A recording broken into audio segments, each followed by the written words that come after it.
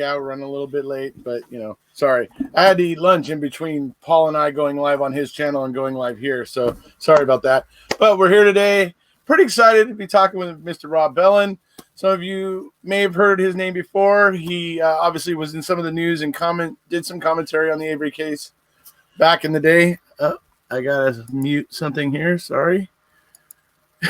So he's a lawyer there in Wisconsin. I will say this: you've gotten away from the defense aspect of it in recent years, right? That's correct. But obviously, still an attorney there in Wisconsin, and can give us some of his insight and some of his thoughts about some of these things. I obviously, we're here because of Brendan and Steven, and obviously Paul and I have recently taken an interest in what's going on over in Nina for Eagle Nation and all that sort of stuff. When it comes to, let's start with Brendan, because, obviously I think of Brendan and Steven, Brendan's probably in the more dire straits at the moment. He's kind of got less options. And obviously his case is very tragic. What are some of your thoughts when you look at Brendan's case and what was going on with Brendan? And really, what say maybe some of the changes that need to happen there in that area of Wisconsin to hopefully prevent it, maybe that, or that measures that might possibly be considered.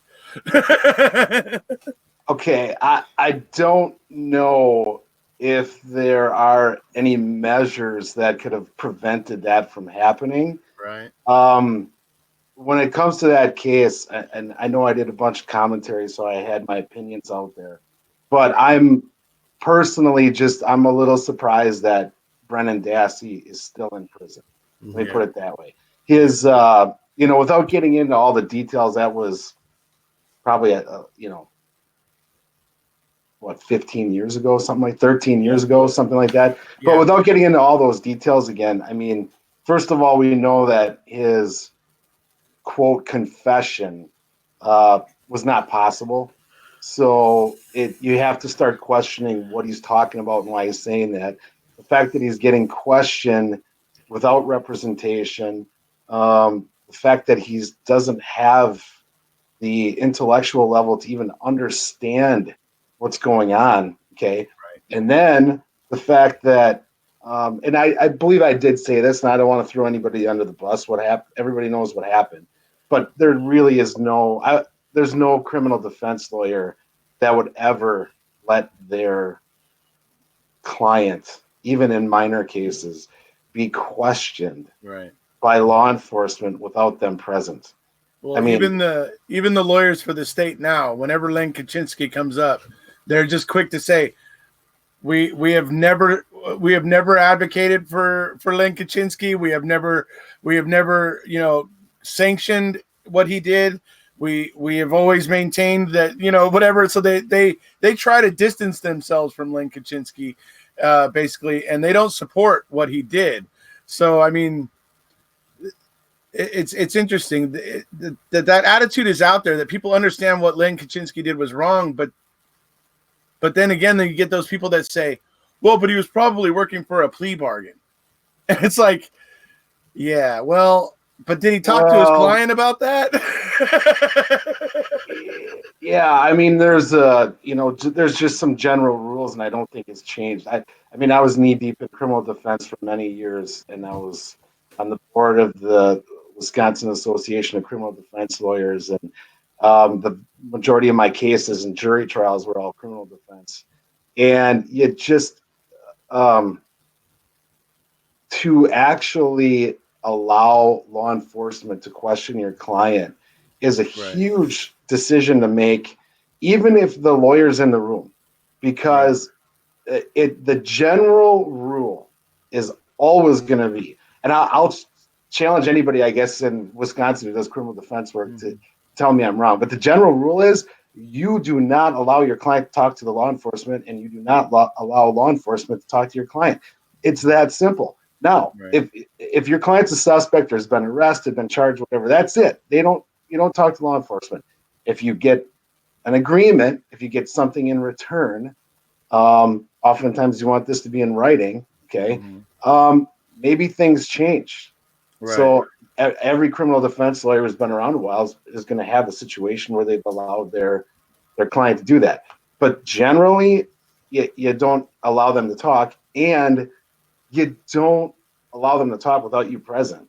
So whatever, I'm not going to be, everybody knows what happened. I'm not here to like, throw shade on anybody, but a story that doesn't make any sense. An individual who clearly had no concept of what was going on. If in fact he had participated in this horrific event, would he really have thought that he could go back to class? Really thought that he could be able to watch the wrestling match? I mean, come on.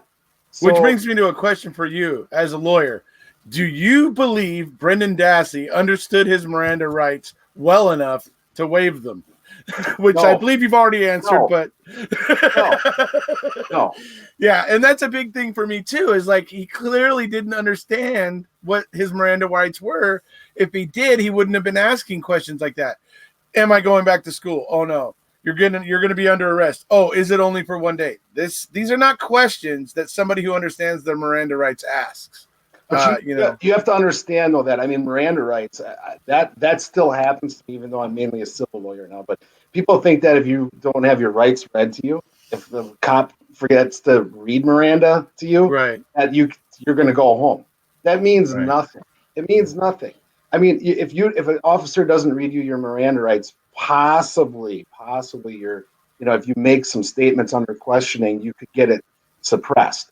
But even that is still difficult. All right, it's not even an automatic thing. So, a part of the reason why I did get out of criminal work was because I could see where things were going in Wisconsin, and we have a lot of good judges. Really, honestly, I mean, you have a lot of good law enforcement.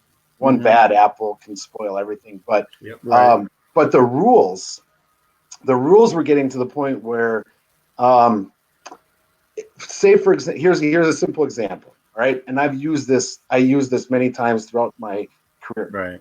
There was a case in Wisconsin, the State v. Longcourt case, which said that if an officer stops you in your vehicle because they think you've committed a crime, okay, then they have to have probable cause that a crime was committed. So if an officer, if you're driving, you get pulled over, an officer says, "I pulled you over because you committed a crime." Okay, whatever crime it is. And then it turns out that the officer was wrong. You hadn't committed a crime. You had a basis to get those charges dismissed, or at least get any evidence that was seized post-stop suppressed, which often meant case gets dismissed. Okay? Well, that got, the more conservative courts you get, okay, that starts getting cut back. And I don't know what it's like in Scotland or even in California, but here it gets cut back to the point where they say first of all, a good faith exception. If the officer thought you committed a crime and you really didn't commit a crime, as long as the officer was doing it, had a good faith belief you committed a crime, then it doesn't matter. And then eventually State v. Longcourt, like in 2015, just got completely overruled. Okay? It doesn't matter. As long as they had reasonable suspicion to stop you, they can stop you. If they thought you committed a crime and you didn't commit a crime, so what? So that's just a real simple, basic example.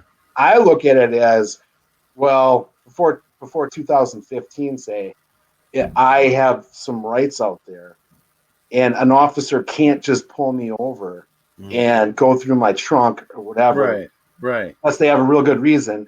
And now I almost get to the point where it's like, well, guess what? Now it's almost as if, they can just pull you over and do what they need to do and sort of justify it later. And that type of things that got me back to stop doing some criminal law, because you end up just beating your head against the wall. And even preliminary hearings. 20 years ago, I would get cases dismissed at a preliminary hearing. A preliminary hearing is a probable cause hearing on a felony, okay? Sometimes we'd go in and be able to show a judge there was no probable cause here for a felony, and the judge could dismiss the case. It happened. 20 years ago, 15 years ago, it happened. Preliminary hearings now are worthless. Almost worthless because they changed the rules. So that kind of thing, I just got frustrated and I was tired of beating my head against the wall. And so I don't do really any criminal work anymore. Right. But you were telling us earlier, just before we came on air, about a huge success that you had with a defending a policeman in Neenah. Yeah. Okay, that was a real good. That's a really good example, Paul, because that was Dan Dringoli, who his own police department, the Neenah Police Department, went after him. They charged him with multiple felonies. We got them all dismissed. They charged him with felonies again. We got them all dismissed. We sued the Neenah Police Department in federal court, and for violation of his constitutional rights. But that was a good example where, at the preliminary hearing on the first number of charges against him, we brought in witnesses from all over. We brought in witnesses from Chicago. I think one, a DEA agent based in Hawaii testified. Wow. Yeah, at a prelim. Right. So we were showing the judge that, our position was this is not,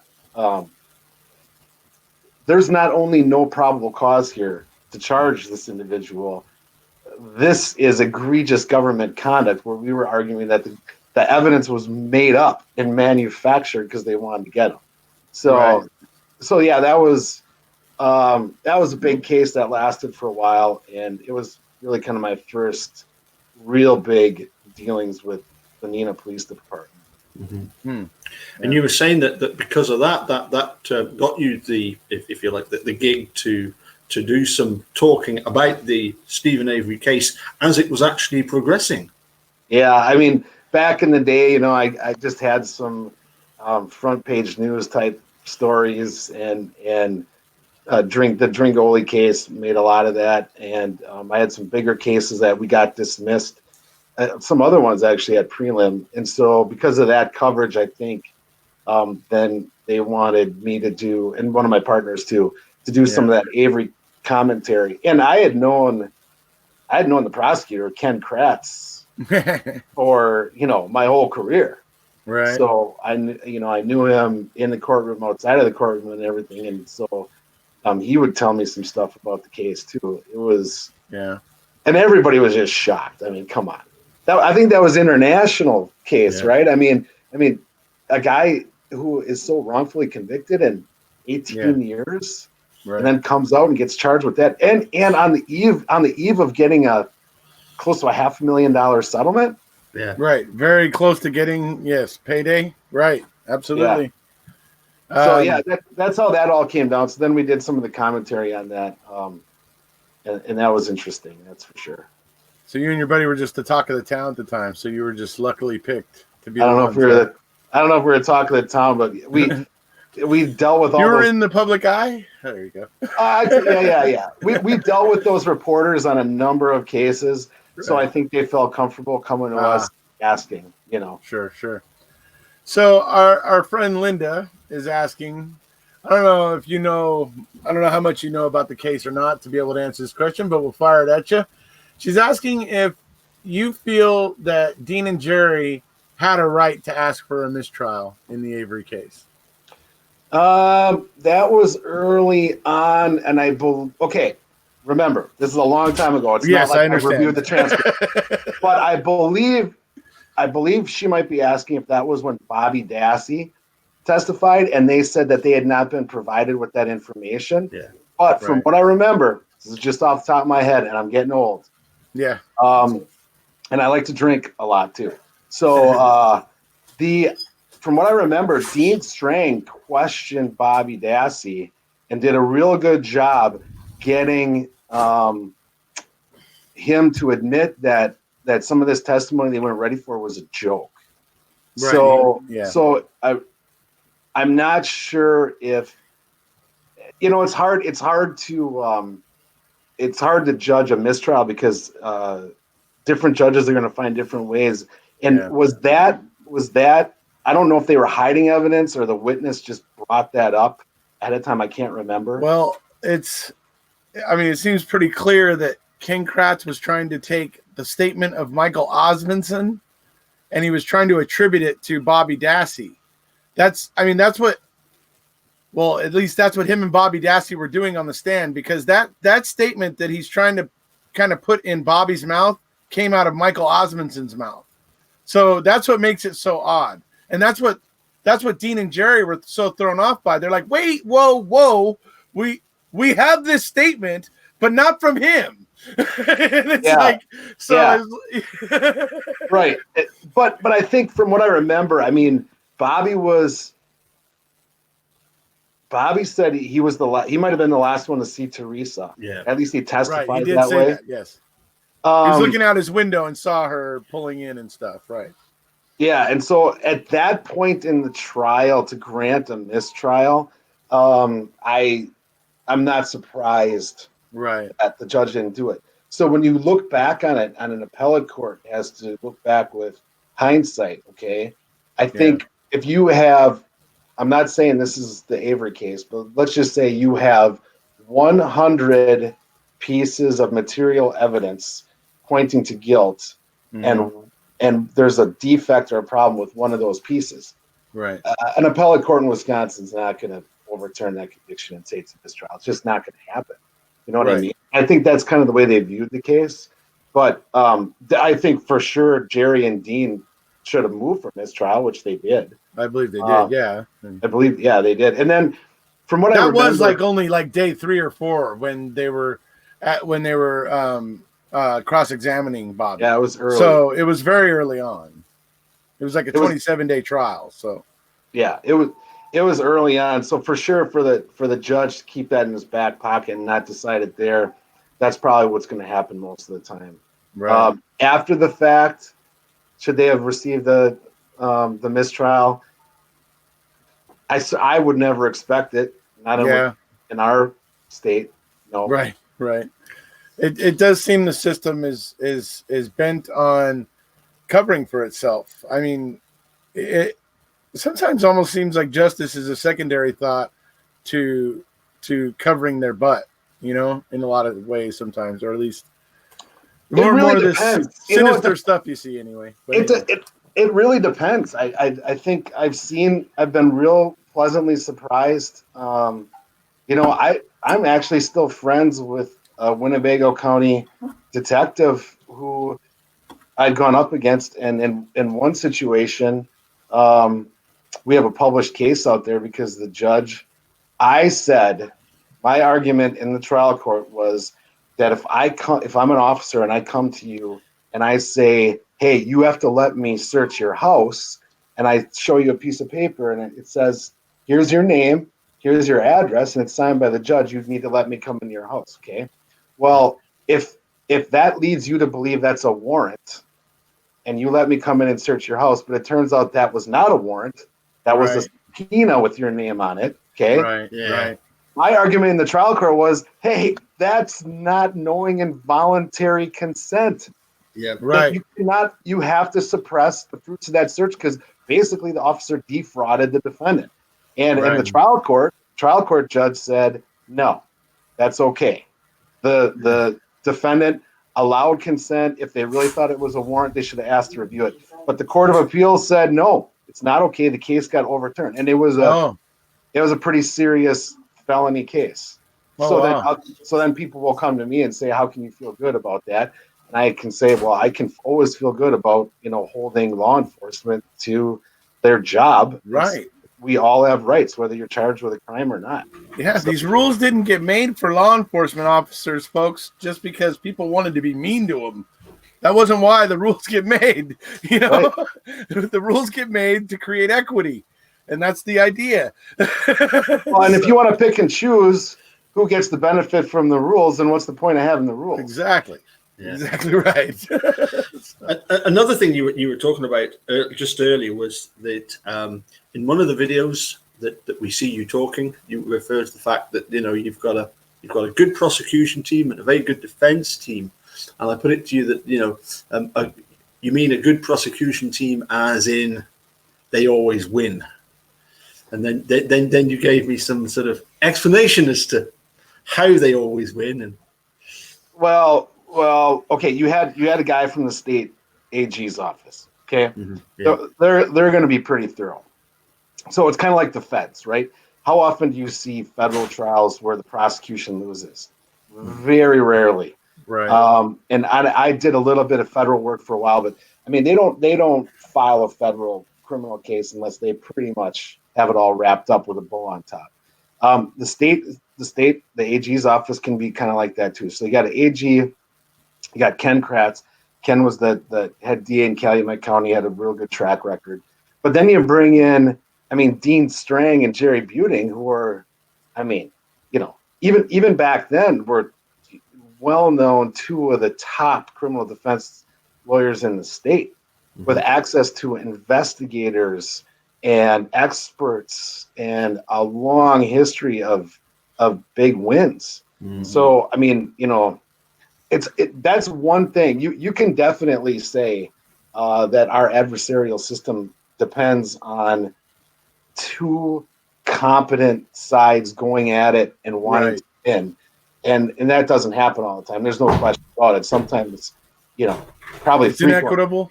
Yeah, it's more than inequitable. It's like, you know, you've got David versus Goliath. Right.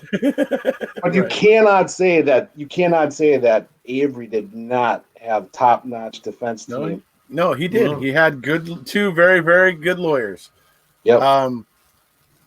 You know, it's rough, but I think in the end it came down to money. I mean, really, they didn't have enough to pay the experts. I mean, ultimately, the state spent over $1 million convicting Avery. Did Avery have $1 million to spend to combat that? No. He had maybe about $500,000, but actually some of that had to go to his attorneys that were on his first civil case. So some of that money had to go to them. Then Dean and Jerry had to get paid. So how much is left for experts, you know, at that point? Now think about this. I mean, I don't think there may have been a recent bill, but it was, and I used to do public defender work and then public defender contract work, and you think you're giving back to society a little bit and that sort of thing. But even while I did public defender work, I think when I started doing some of that back in 1994, I got paid more at a contract rate than I did 10 years later. So I think the rates had dropped, and I don't believe public defender rates have gone up for like 20 years. So I don't know. Let's just say you get $40 an hour to work a public defender case. I mean, my secretary probably cost me more than $40 an hour. Right. So if you want to talk about inequitable, I mean, if you've got the unlimited resources of the state, versus someone who can't afford a lawyer at all, or you've got a lawyer who's way overworked. And the public defenders who are work for the public defender office in Wisconsin are great. I mean, I worked with them a lot. Yeah. You know, I mean, they are. You got some great lawyers who helped me over the years. I've tried cases with them, but then when you have a situation where big drug bust and there's 10 defendants, the public defender's office in Appleton can't represent 10 defendants. So you got to contract all this stuff out. Sometimes they can't even find attorneys for all these people. You know? So it can be problematic. But I've always thought that. I mean, if the state has all the assets, all the resources to come down on whoever they want to come down on, and then you start changing the rules so the rules are even more in their favor. Starts to become a little Don Quixote like. I mean, you're just beating your head against the wall. Yeah, I can imagine. So somebody has a question here. I think Paul still has one. You'll have to wait, Paul. Hold on. No worries. I'm patient. So I believe this question is being spurred, but I don't know if you saw How to Fix a Drug Scandal on Netflix yet. But I believe that's where this question is coming from. And this person's asking, do prosecutors, defense and attorneys, employees of the court, are these people required to do random drug testing? No. I think that's a question coming up from that recent the Netflix documentary that happened recently, because 2 lab techs were doing some shady stuff, and one of them was actually getting high in the lab. So it was anyway. So I think that's where that question comes from. Yeah, I don't back when I was doing criminal defense work, the FBI lab scandal came out, and I got that. I have that book somewhere. It's probably in my office. But yeah, I mean, you can have all kinds of problems, and we ended up. You sort of develop these techniques to try to determine if there was a mistake here or there. But to be honest, I mean, someone in the lab could certainly mess with evidence, and no one would ever know. You'd have to have some other way to find that out. There's no question about it. But I mean, I had a case. I could. We don't need to tell war stories, but I mean, I certainly had cases where we thought that it was a staged sexual assault with in an office setting and in blood, and this person was stabbed and raped and all this kind of stuff. And we brought in another officer who was a forensic expert, and he went through everything and basically said this whole thing was staged. And I can tell you how it was staged and why it was staged, and all the charges were dismissed. So if you don't have access to someone like that, what happened? You probably end up going to trial and risking a conviction. Right. So I don't know. I mean, I kind of miss the criminal work, but I'm telling you, when I started in '94, the rules were not as stacked against defendants as they are now. Yeah. We've gotten a little too much tough on crime. I think it's stunting it's creating a problem. I think that it's no longer about justice. It's about put them all in their cages, whether they're guilty or not. Put them all in their cages, convictions for their own sake, and I think that's a scary situation. We're in unprecedented times, but I find it somewhat interesting that the general feeling, at least I know around here in Wisconsin, is that we're only going to lock up the worst criminals right now. Everybody else who normally would be locked up is going to be let back out on the street because you don't want the jails to become these coronavirus hotbeds, right? But I can't help but feel like, okay, if you really think this individual, what they did was so wrong that they deserve to be locked up for a while or put in jail, what does the coronavirus matter? Test them, whatever. But no. We're not even going to charge these people with certain crimes. We're not going to put these people in jail. It's okay to put them right back out on the street. If they're that dangerous, okay, why does it matter if there's a virus? Yeah. So I'll be curious to see if things change when this whole virus pandemic dies down. Is it going to be time then to say, oh yeah, all these people who served not one day in jail for the last 6 months because of the virus, now we got to start putting them all in jail again. My question is going to be why? Yeah. Why? Right. Well, it's funny you mentioned that because, of course, one of the things I've looked into is started to look at the Dutch legal system. And it was Jerry Butin that actually sent me the link to this book, basically this book. And in the beginnings, in the 70s and the 80s, apparently in Holland, they didn't have enough prison capacity. So people that were found guilty didn't go to prison straight away. There was a waiting list. So 6 months later, you get the phone call. Oh, by the way, we've got a place for you in the prison. You can pop in on Monday. Yeah, I don't tell your boss. maybe I'm considered too liberal or something like that. But I feel like, I mean, is it to send a message to someone that you want them to stop smoking weed or something? Therefore, we got to lock them up and spend taxpayer dollars to lock up someone for smoking a joint. I don't get it. If someone's dangerous to society and they're a danger to me and my family, they should be locked up, period. Right. If they're not a danger, then, and you can let them out when there's a virus, why do you want to lock them up when the virus goes away? If they're not a danger to me and my family, I don't.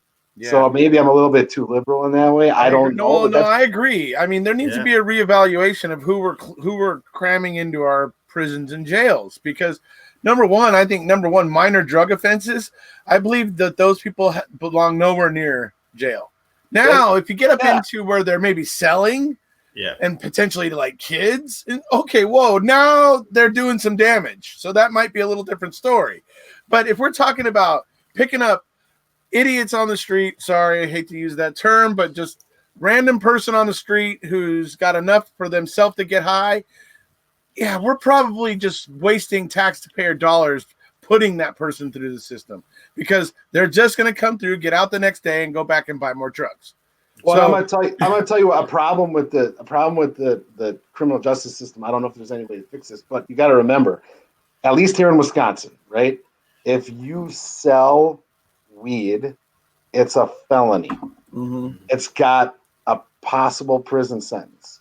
You have to rely on prosecutors, right, defense attorneys, and judges to say, wait a second, the 18-year-old kid in high school selling a joint to his buddy shouldn't be treated the same as someone who's dealing pounds every day.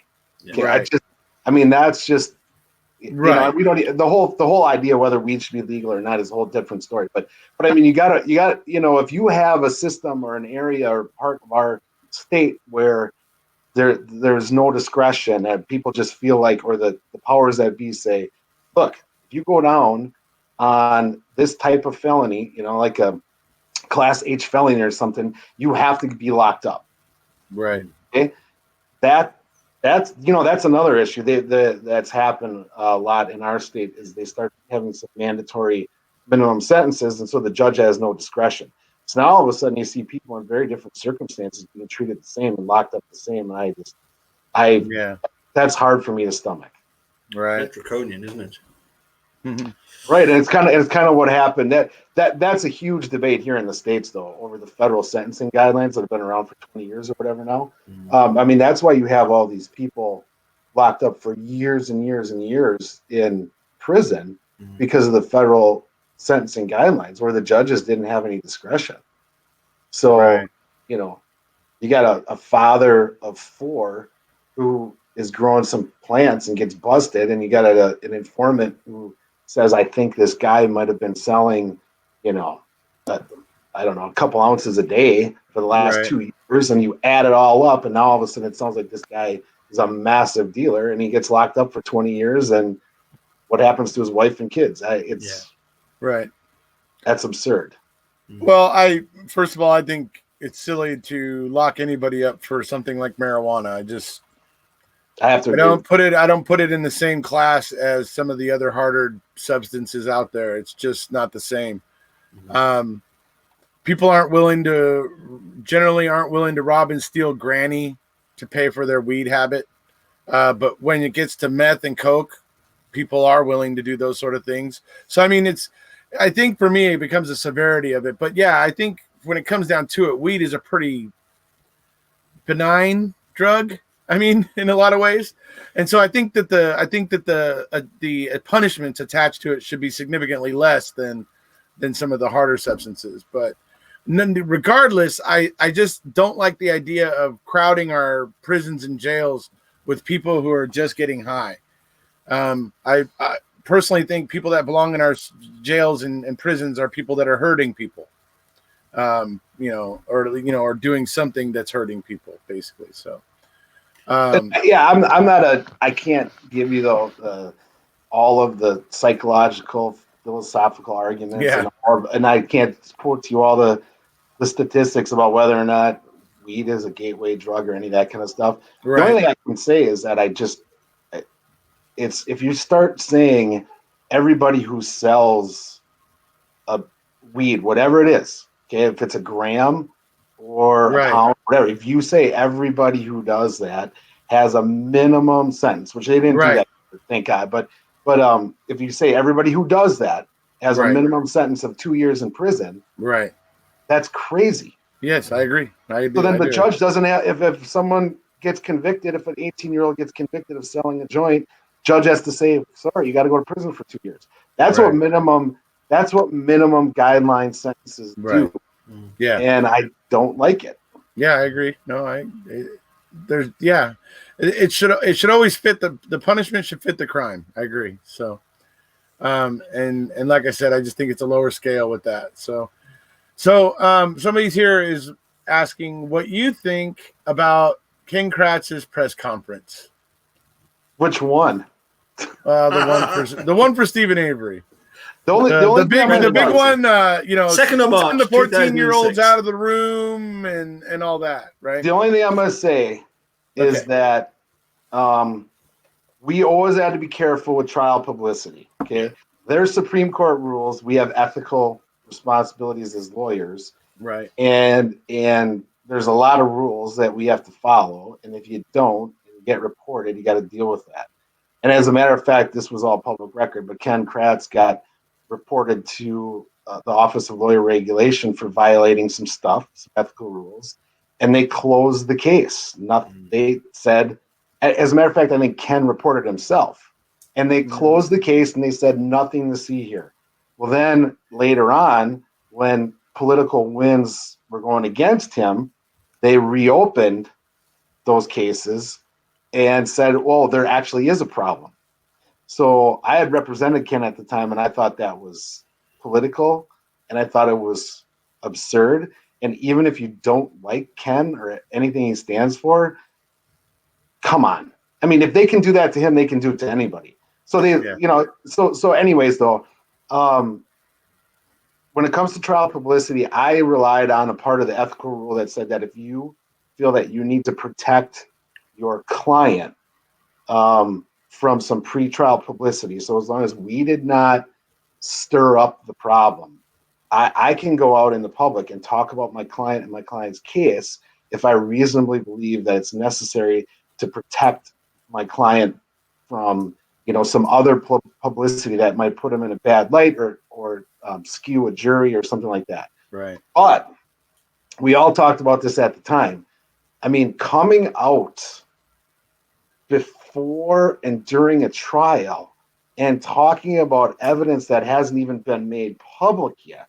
Right.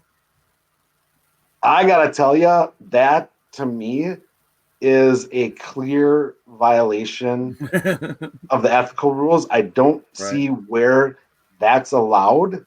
Yeah. But we also knew that nothing would happen because prosecutors get a lot of, they're on the side of law and order. All the head ones are politically elected. They're all political positions. And so how often are you going to see a prosecutor actually get disciplined for something like that? It may have happened. I'm not aware of it, and I don't recall it happening around here, but we knew it wasn't going to happen. So if the question is, what did I think about the news conference? Because there was more than one. Right. I thought, and my colleagues thought, that actually going into evidence that hasn't been made public yet. Right. I'm not sure what rule allows you to do that. And you can't even be sure that it's going to be even seen by the jury at that point, right? It may not be, right? Right. Some of the things you're talking about, right? Well, and how do you have a fair and impartial jury Exactly. if people are watching TV every night saying, "Oh my God, they found this, they found that." Right. Yep, yeah. Absolutely. But we knew nothing was come of it, though. There's no. Well, that it seems to be normal. It seems. I'll put it this way: it seems to be that people out there say it's not right, but that it seems to continuously just be overlooked as well. So yeah, I see what you mean by that. I might be kind of a whiner here. I'm kind of being a little baby whining here, but I can tell you that the way I felt about it is when I had a media case, if I went and held a press conference and said that I have this evidence, I have this witness, I read this document, I held up a document and I said, I got proof right here that my client is innocent, blah, blah. If I did that, I'm pretty sure I would have gotten in big trouble. Right. The prosecutor would have been telling the judge, and the judge would have been, busting your balls, right? Yeah, I'd be risking losing my license for a period of time. See, there you go. Yeah, there you go. But that's the other thing about our system right now is that prosecutors just seem to have nothing to fear. It seems like there's just nothing there to keep them honest. They have like nothing to really fear that could ever. It's like no matter how far they step out of line, they know they're protected. So there's no real there's no real incentive to keep themselves in line, You really, got other the than jury. their own moral code if they have one. No, but yeah, when it comes to ethical stuff, a lot of it's political, and the prosecutors, if they get caught hiding evidence, I've seen them get disciplined. But Right. I believed in the jury system. I really did. Yeah. I mean, I didn't win every trial that I had, and some of them that I lost, I was shocked. Yeah. But I don't believe I ever lost a jury trial where my client didn't take the stand. So I know I lost one because we polled the jurors and they said, well, we thought your client was lying. Even though I had the sheriff, the investigating officer, and the prosecutor saying that they didn't really think that my client had committed the crime he was charged with. But I mean, I took cases to trial where I felt like the jury might have even thought that the client or the defendant did something wrong, but this was absurd. To charge a client with a felony in this circumstance was ridiculous.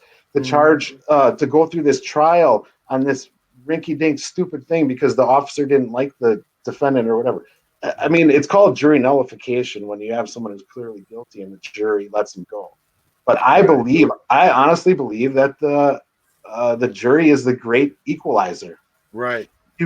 Then you have to, I don't know, you have to be in a society where people are educated, and people care, and they understand the importance and the solemnity of the situation, and that someone's liberty is at stake.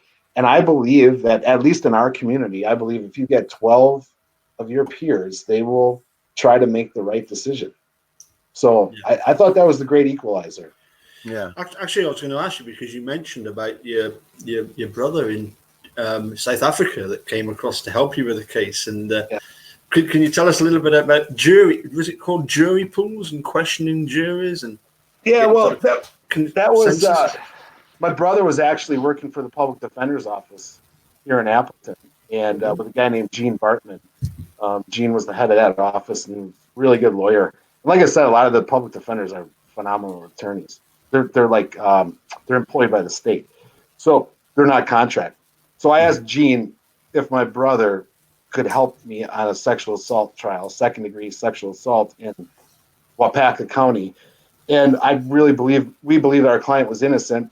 We thought that without getting in all the facts, my brother was big into reading about psychology and understanding jurors. So anyways, we did the voir dire. We impaneled the jury. There's a guy in the panel who's staring at me, and I felt like he hated me. So I was going to strike him first. And when I went to strike him, my brother said, no. He said, you want to keep this guy, and here's why. And he starts giving me all this psychological mumbo jumbo. So we have, I think it was like maybe a 2 or 3 day jury trial, and the jury goes out when we get done.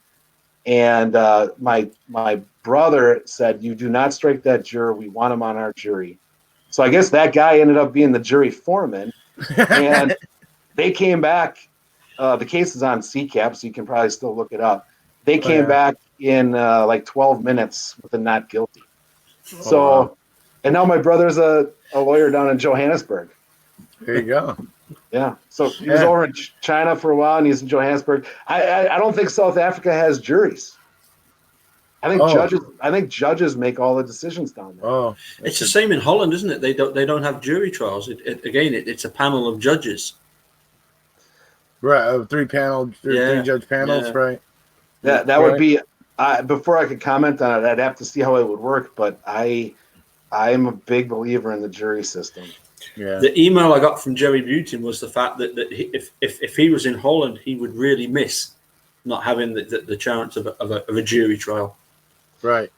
Well, also because the defense is only merely allowed to suggest lines of questioning for the judge to take, instead of being able to actually pursue whatever their line of questioning is. They have to suggest it to the judge and get the judge to agree to the line of questioning, right? Yeah. And how are judges? I don't even know how judges get on the panel in Holland. You know, I mean, are they appointed? Are they elected? I don't know.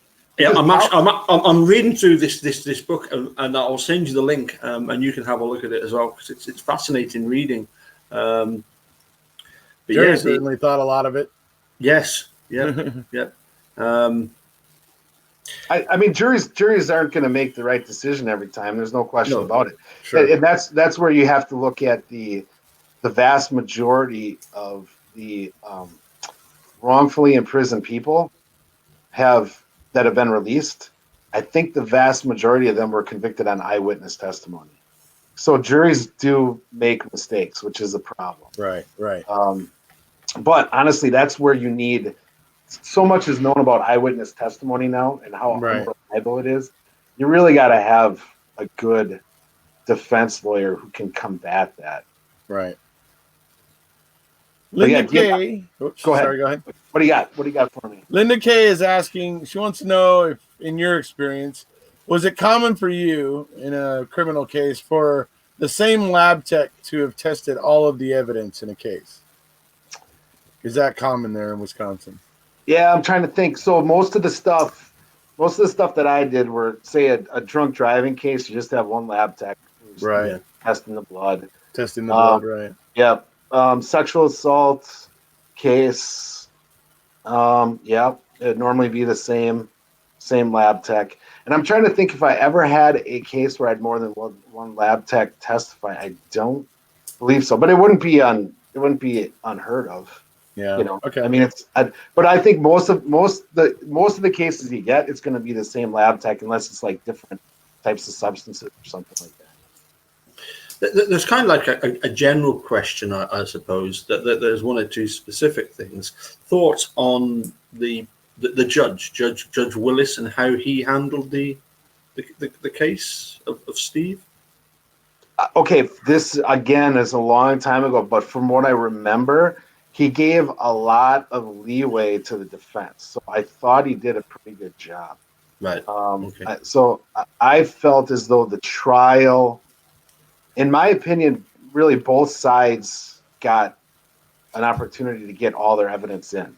That's what I recall from the trial. Sure. I certainly have been involved in and know of many trials where the prosecution can get in all this evidence.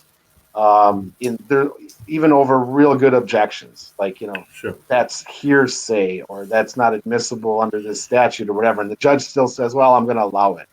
What I remember from Avery, I mean, the prosecution got in their evidence, but so did the defense. Right. So I don't recall any major issues with the way the judge handled the trial. Okay. They prevented the Manitowoc County coroner from testifying. That's one thing where I feel that's one mistake I feel that was made. She should have been allowed to testify. Yeah, and I honestly don't remember on that why the coroner wouldn't. Do you remember why the coroner wasn't allowed to testify? Well, there's a lot of reasons. Ken Kratz didn't want her to. Number one, because she was from Manitowoc County. Yeah, she was from the Manitowoc County Sheriff's Department coroner's office. It was literally the one department of Manitowoc County Sheriff's Department that didn't have a conflict of interest from 1985. Yet it was the sole department of Manitowoc County Sheriff's Department that was barred from the Teresa Hallbach investigation. And when she just tried to show up anyway, she was going to be showing up with a forensic anthropologist, which was desperately needed in this situation. She was going to be showing up prepared and with the right people. And they barred her, and they made her go home. And so Dean and Jerry wanted to get her on the stand so that the jury could hear this. And Ken Kratz argued, objected, whatever. Judge Willis agreed, and she went home. Didn't get to testify. I'm going to be honest with you. I don't remember the details of that, what the basis was to not allow her to testify. I don't remember the basis. Like what, normally there's an offer of proof, and I seem to remember maybe something about this, but I don't remember why the court said you cannot testify. They go over it in MAM 2. I could probably end up after we're done here. I could give you a timestamp of which episode in season 2, where you could. It's probably about a 10-minute segment where it covers what happened with her in court. But I gotta. I mean, when MAM came out, I mean, everybody was transfixed. I mean, that was pretty good. I enjoyed it a lot. Powerful. But I have honestly not watched MAM 2. I got to watch that. I got to go through it because I was Oh, you're going to get to see all of Zellner's new evidence. So yeah, you got to check that out. Yeah, I thought there was a guarantee out there. When I hear any defense attorney make a guarantee, I'm sorry, but I have to question that. Well, I mean, she's raised a lot of doubt. So. Wasn't there a guarantee though of like, in 6 months he'll be back on the street, something like that? Right, yeah. Like, come on. Oh yeah, I'm at the point too that I don't take anybody seriously when they try to say it's fast tracked or whatever. Nope. Everything with the legal system takes forever.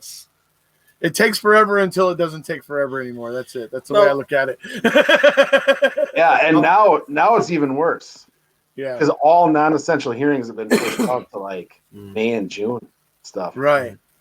Yeah. Everything will be delayed here. Yeah, when COVID-19 kind of starts to relent, there's going to be a lot of busy courthouses. I'm sure it's going to be chaos probably for a couple months, I would imagine. But if you think about it, we used to talk about this sometimes when we get fed up with, having the DAX stacked against you. But say there's 5,000 criminal cases filed in Outagamie County in 2019, right? I mean, if 10% of those would go to trial, that'd be 500 jury trials. Right. You have 7 judges. Okay. Right. It would be, what is that, like 85 trials per judge. Right. There's only 52 weeks in a year. So if even now, we're just talking criminal, okay? Right. I mean, there are thousands of civil cases filed every year. So if you're talking about everybody just saying, you know what, we're just going to take everything to trial, 5% would probably shut down the system. Right. You get arrested for disorderly conduct for walking out of a bar drunk in 2019, and your case would go to trial in 2031. Yeah. Right. I mean, it's crazy. That's why plea bargaining is there would be no system without plea bargaining. Yeah. Right. Okay, somebody else has a question. This one I think is a little tricky. It has to do with the fruit of Kaczynski and O'Kelly regarding Brennan. So what somebody's asking here is, why was Ken Kratz allowed to present, they're saying confession documentation received by O'Kelly and Len.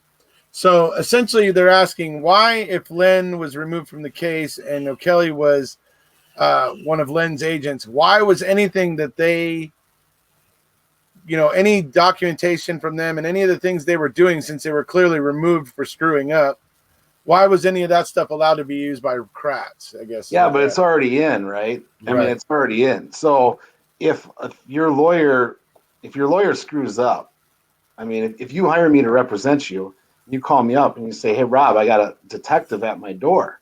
He wants to ask me about this case. And I say, oh, go ahead. Talk to him. That's fine. And you talk to him, okay? I probably just committed malpractice. Maybe I should lose my license. But that doesn't mean that your confession doesn't come in. Yeah. Right. It just means that you should sue me because I'm a terrible lawyer. Exactly, right. And on appeal, we're going to be claiming ineffective assistance of counsel, right?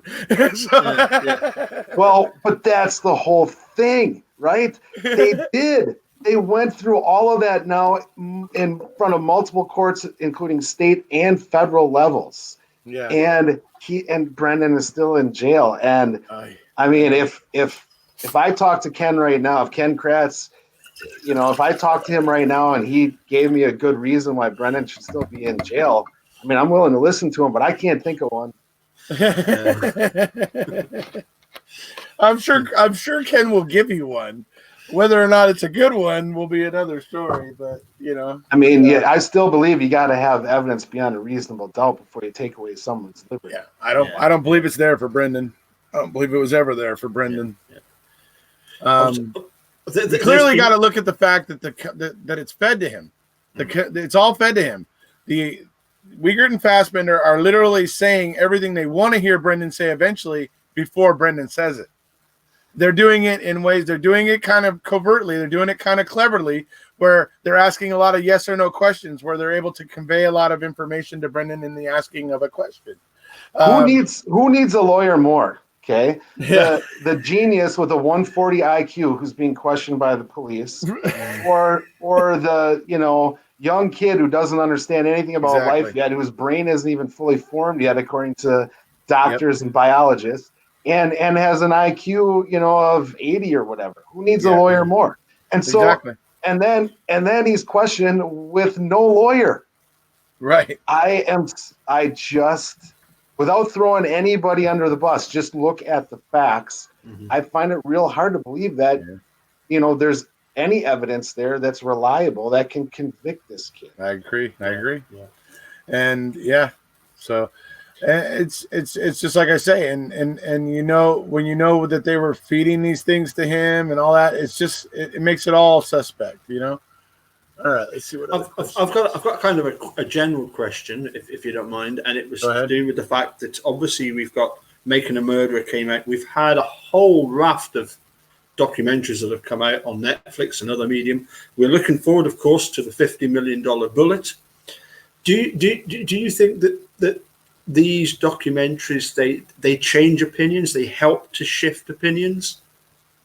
Are they good for the system? Well, yes. I mean, and I do think I like transparency. Okay. Yes. So if someone makes a documentary and you don't like their point of view, or you don't feel they've given an objective point of view from both sides, then go make your own documentary and give your point of view, or give the opposite view. That's America. That's First Amendment.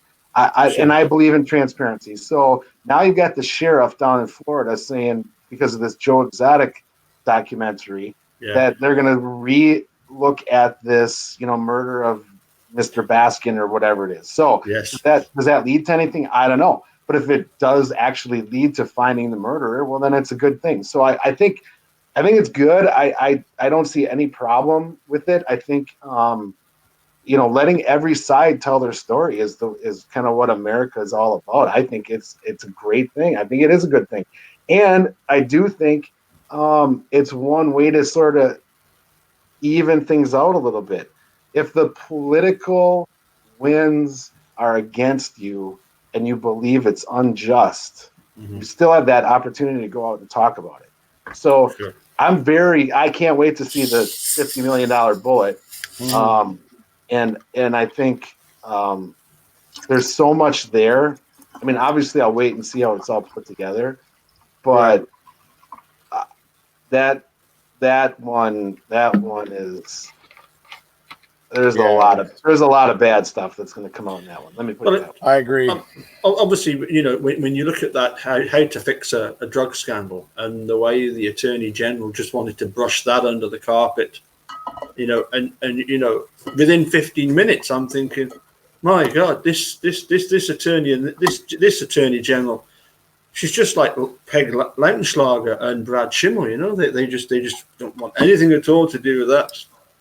Nothing. People are people, though. I don't know what you think, and we don't have to get all philosophical or existential or anything here, but as long as you got people, you're going to have cover-ups, you're going to have fraud, and you're going to have bad things. As far as I'm concerned, the only way to combat that is to have some transparency and have an ability to bring that to light. And frankly, in the civil side of things, there's so much immunity. If you know that you're immune from getting sued, if you go out and make a mistake, you're probably not going to be as careful as you normally would be. So I actually believe on the civil side of things, it's the same thing. You want to hold someone accountable, then you should be able to sue them. Maybe someone will be more careful if they know that everything they work for could be put at risk if they do something wrong. Right. Yeah. Accountability. Right. That's the word. Right. There's loads and loads of people telling me that there's questions. Yes, I've been going through them. Yeah, and there's one here. I'm not even current with the chat right now because I'm way up on some other questions. Yeah. So yes, but One of them interesting. And any thoughts on Andy Coleman versus Netflix? Rob? On Andy Coleman versus Netflix? Netflix, yeah. Colburn, yeah. And Andy Coleman. Have you heard about that at all? Nope. He's suing Netflix. He's suing Netflix, the filmmakers, their production company, for what? all for defamation. Michael Griesbach is his attorney. Michael Griesbach retired as a DA so that he could join another law firm so that he could represent Andy Colburn. He moved on to the dark side. He became a defense attorney. Well, I got to tell you that, I mean, there's in Wisconsin, you've got all kinds of different types of defamation. And so it depends. And I've actually handled defamation cases. I don't do so much anymore. But I mean, that he would almost have to show that they had malice directed at him individually. And I think it's going to be extremely difficult, because here's the other thing. If it's true, right? If you state a fact, even if it sounds bad or it's disparaging, if it's true, it's an absolute defense. Right. So, right now, if there's an inference, if someone says, well, this evidence was found and it seems a little strange, it doesn't seem logical how this would have happened. Okay, that's not defamatory. I mean, I think defamation is very hard to prove. I think it's very hard to prove unless you can show that someone kind of had it out for you and they said something that is patently false. Right. That's my opinion on it. I didn't know he was suing. Yeah, he is. Yeah, he's. It's interesting. We've been kind of following it.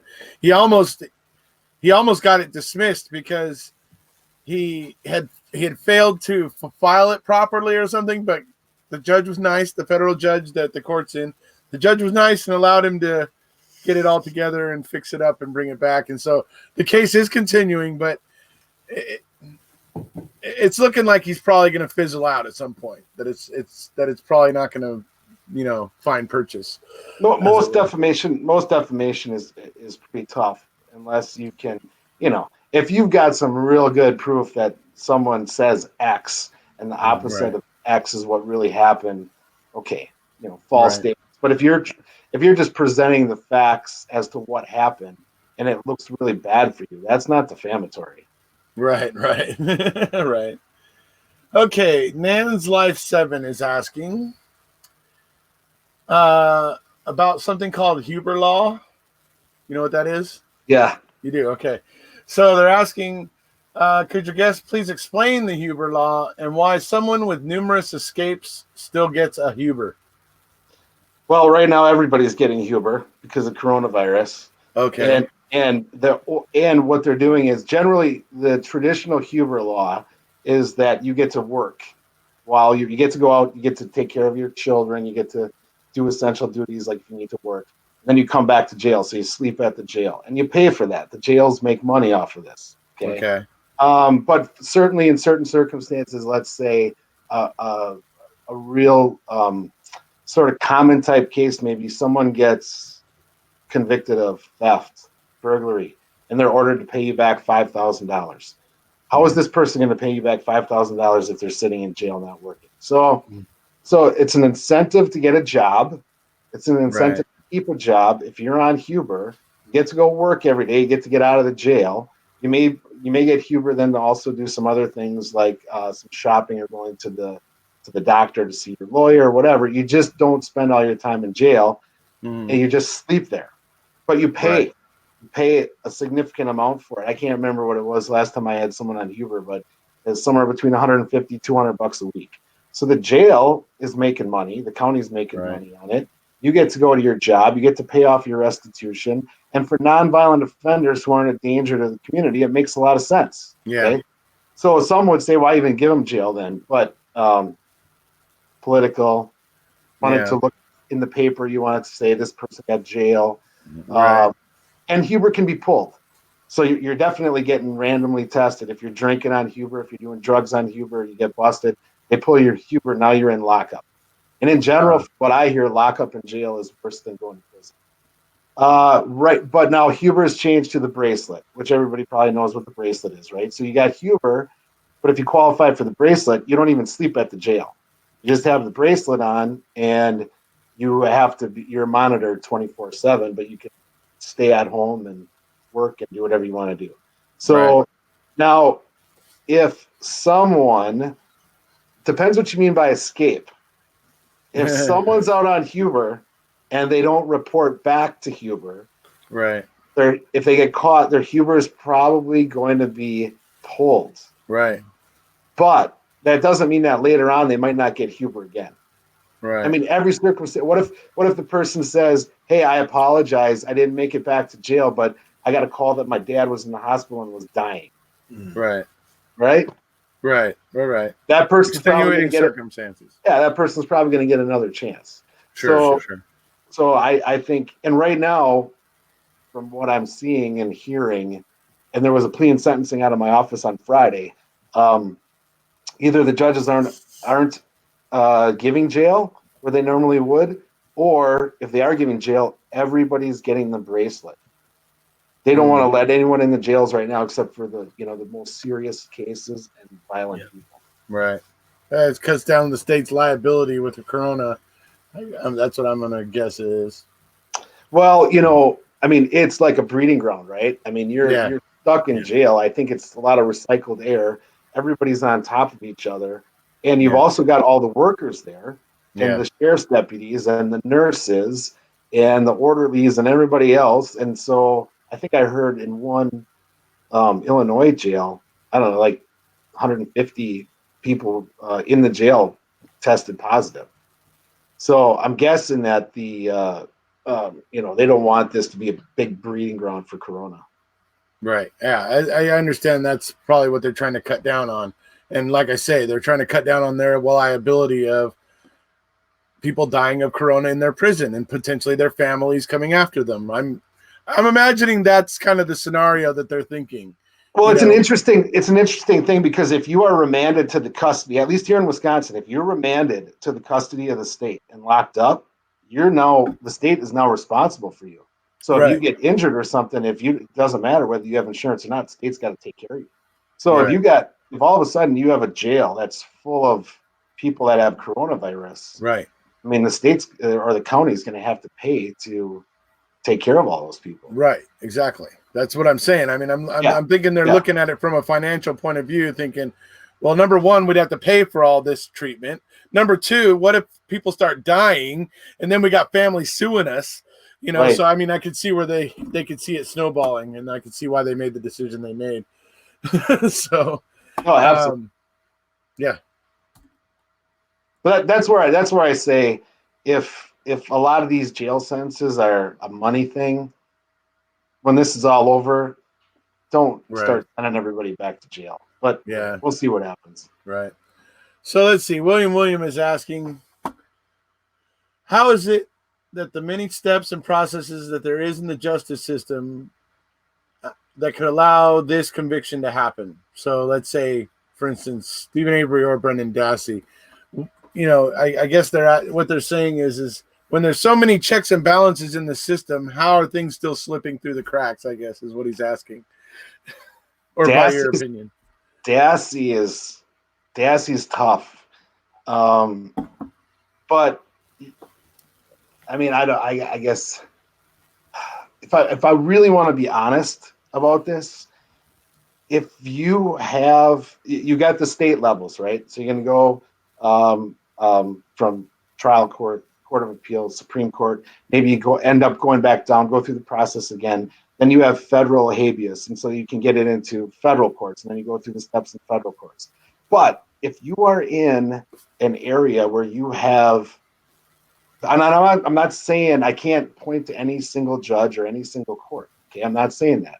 But as a general proposition, if you are in a district where you have law and order, conservative, and possibly very political justices, you're probably not gonna get the same decisions that you would get in a more liberal jurisdiction. Right. So in our country, it's a huge, huge deal. I've read stories, I don't know if these articles are correct, that Mitch McConnell is saying he's the majority leader in the Senate, and that he's already said that his greatest legacy is going to be the appointment of all these conservative justices that are going to be in charge of American culture and our society, and how our society handles all these different cultural ideas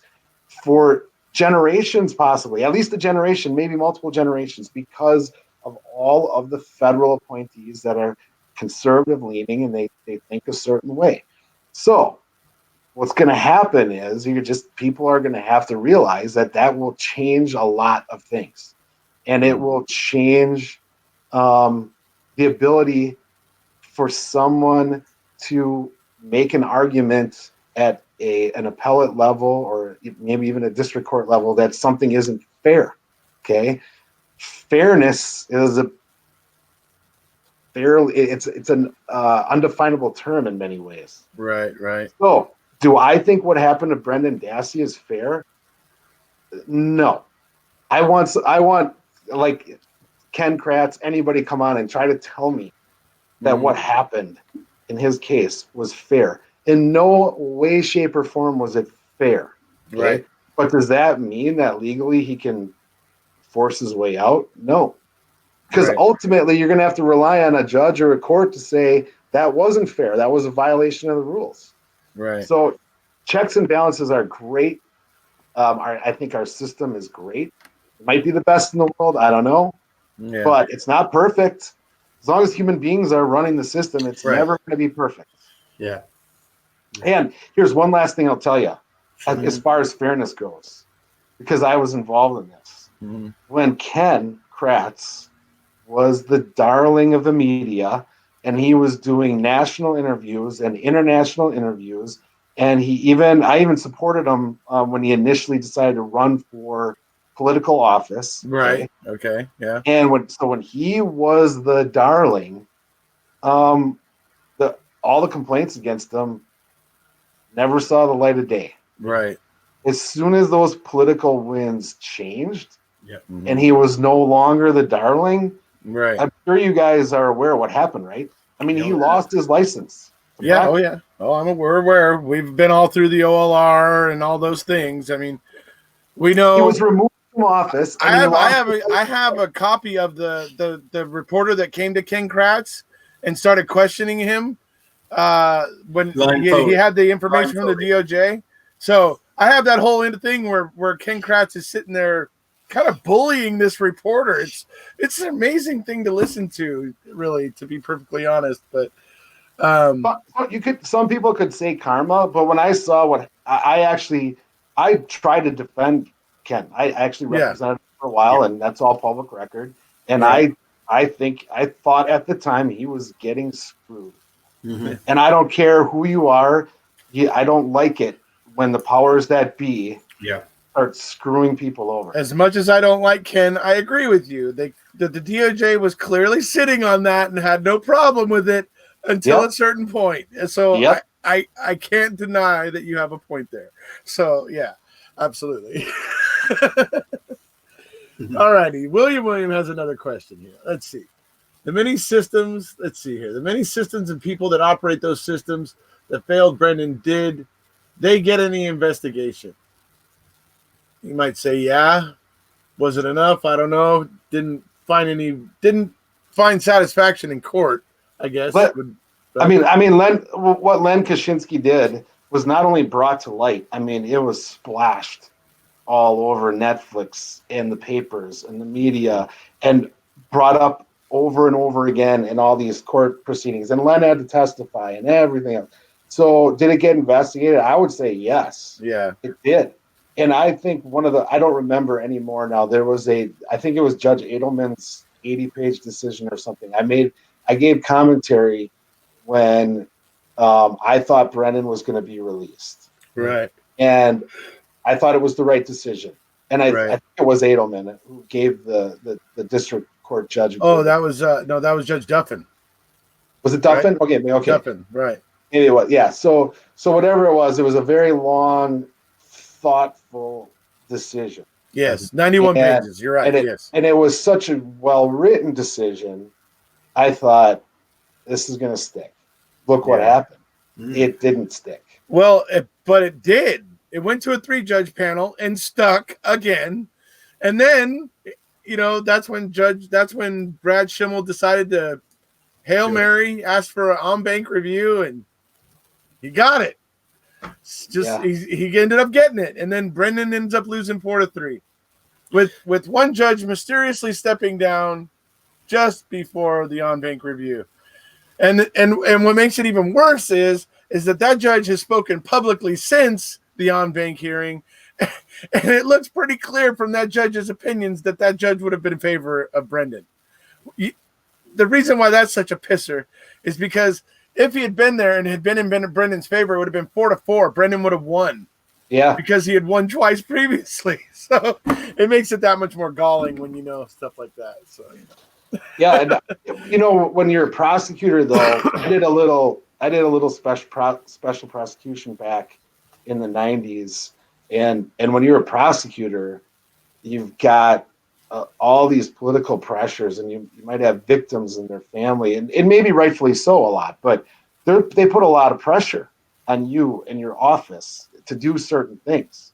It's just that you like to think that prosecutorial discretion is something to be taken seriously, and you like to think that prosecutors most of the time, and I think they probably do most of the time, say, I understand your position, but you're not objective, and we're not going to do that, because it's not right or it's not allowed under the law.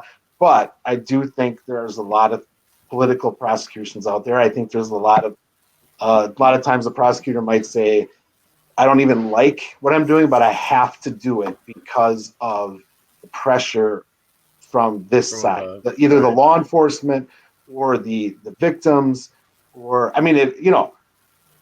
what happens when a prosecutor loses the support of their law enforcement? You know what happens? They lose their job. Right. Yeah. Yeah. I actually have another question to ask you eventually, but let's get to T1's question here. T1 wants to know, what are your thoughts about, he's saying about enacting the Denny ruling. I'm not sure what he means by that, but he's saying, was this a mistake by the defense? So I think what he's getting at was, did the defense fail to find the evidence it would take to, for instance, like Zellner's done now, raise Bobby to the level of a Denny suspect? That was one of the issues, that one of my problems I always had when I did defense work, and this is a generalization, but I felt as though if as a defense lawyer you want to say point fingers somewhere else, we had the responsibility to prove innocence. We had to do the investigation, and we almost had to prove to the judge that this other person could have done it, or even more likely did it. Otherwise, the judge doesn't let the evidence in.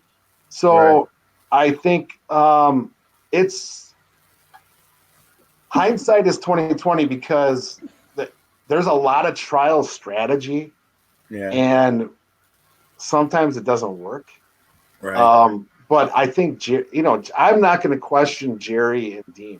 No way. Yeah. I mean, these two guys have such a long track record, and they're true believers. Yeah. And I was a true believer, and I did defense work for a long time, but I kind of switched over to the civil side, and I do like the civil side too. But I can't say that those guys really dropped the ball on anything. I mean, in some way, I think a lot of people would say they raised reasonable doubt. I think a lot of people would say they went above board and raised reasonable doubt and did their job. Right.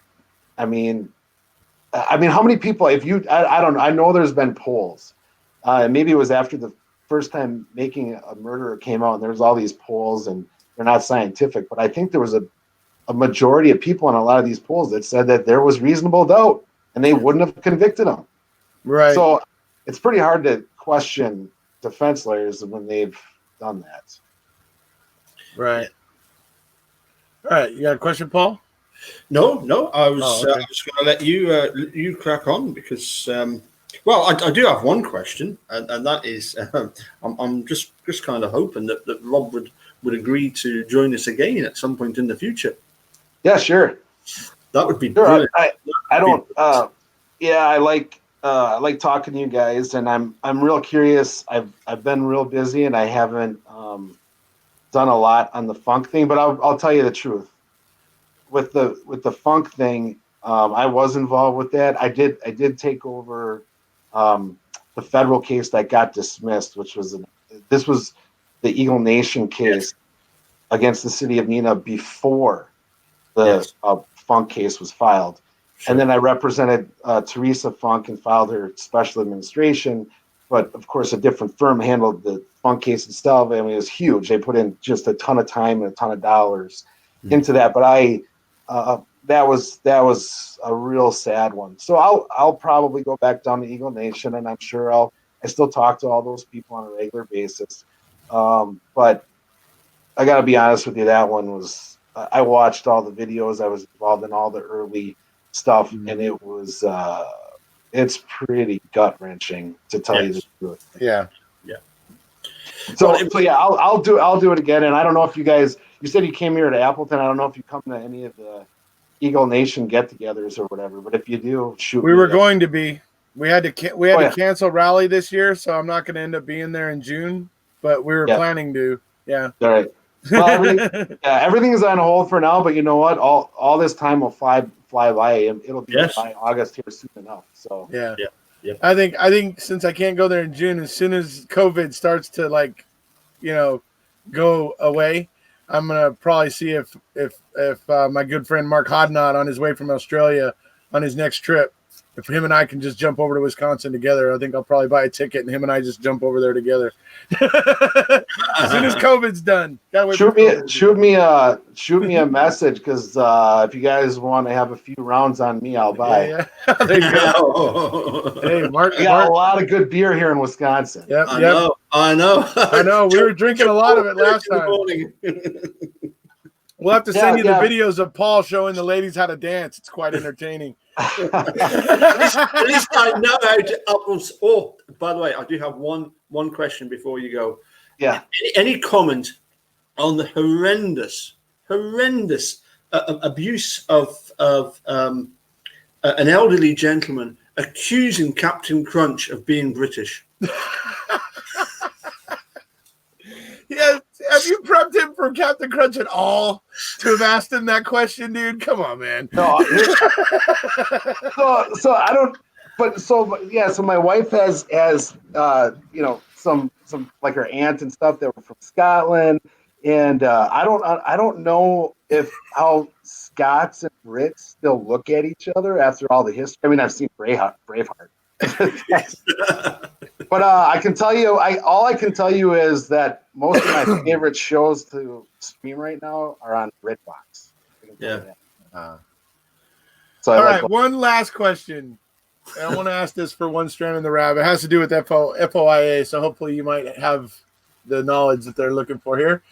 So they're asking, how is it possible for the Manitowoc or Calumet County to seal info requested under FOIA and refuse to release it? For instance, Bobby's audio interview with, I think, Dietering and whoever, I forget the other officer. Was it Remaker? Anyway, they're stealing that, and they're stealing evidence photos. Is there a law to encourage them to comply with FOIA? Okay. This is what all I can tell you is in some generalizations. So back in 2006, when I represented Drangoli against Neenah Police Department, we had to do all kinds of open records requests, and a lot of them were challenged. Now, there's a difference. Under open records in Wisconsin, we would go under state law. I do FOIA requests in my civil cases, but that's all federal stuff, right? So there's different federal rules. But frankly, I believe a lot of that stuff has become less transparent. But in Wisconsin, what you'd be doing is going under the open records law.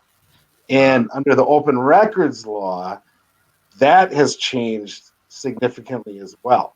So you'd have to look at the more recent case law. So the best I can tell you is that, first of all, when it comes to prosecutions, if it's an ongoing investigation or it hasn't gone through an appeal period or whatever, there's a lot of basis there for a prosecutor to not give up files. There's also a basis for a custodian to say, that's not my file. I'm not the true custodian, therefore I don't have to give it up. Right, I've seen that. You have to go to a different person, okay? Right. Then you have this whole balancing test. So I've represented people on the other side of open records requests where I say under the balancing test, the right of the public to see this record, it does not outweigh my client's right to keep this very confidential, privileged information secret or sealed. Right. And again, I'm just going to say in general, you're getting more and more conservative courts, even here in Wisconsin in the state. And those, I would have to say that the trend federally and state is less transparency.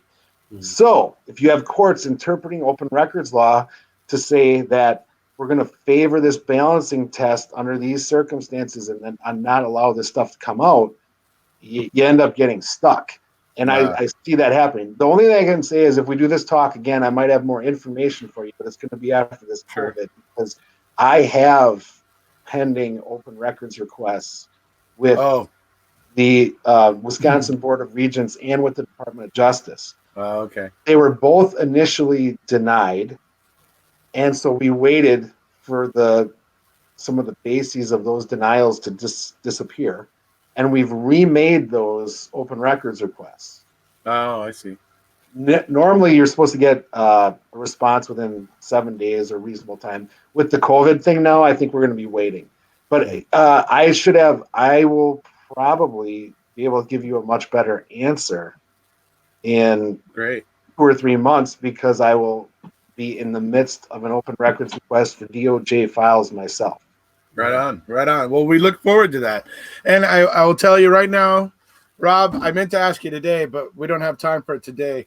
But next time we're going to have to be asking you about AEDPA. I would like to have your thoughts and have a little discussion about AEDPA.